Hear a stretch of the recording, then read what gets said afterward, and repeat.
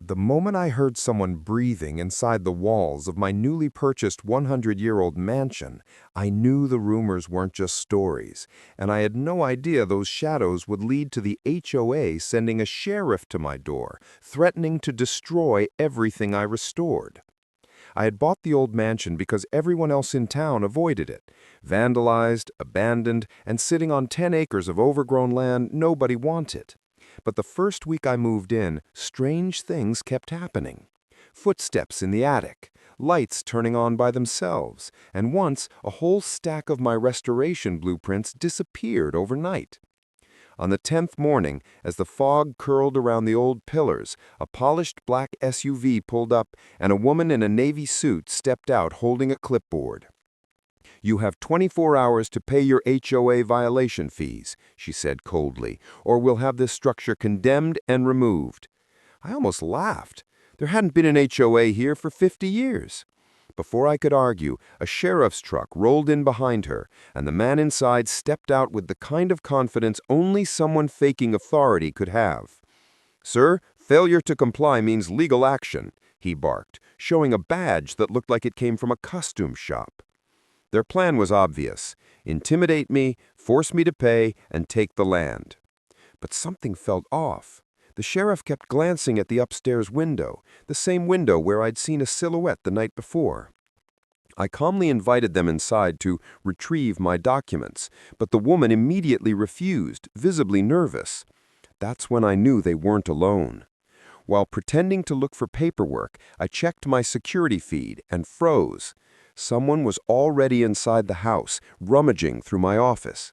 I walked back out onto the porch, phone in hand, and said, "Before we talk about dues, maybe explain why your people are inside my home."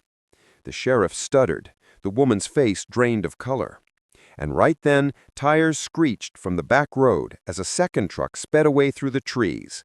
Their inside man was escaping. As they panicked, a real sheriff's cruiser approached, this time with proper markings, proper lights, and a real badge.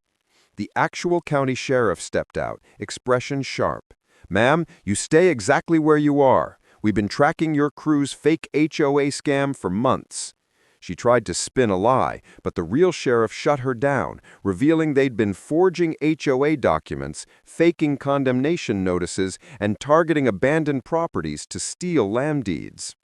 At that exact moment, deputies inside found the intruder hiding behind the walls, literally behind the wooden panels, where he'd set up a tiny crawl space to steal my paperwork and search for old property titles.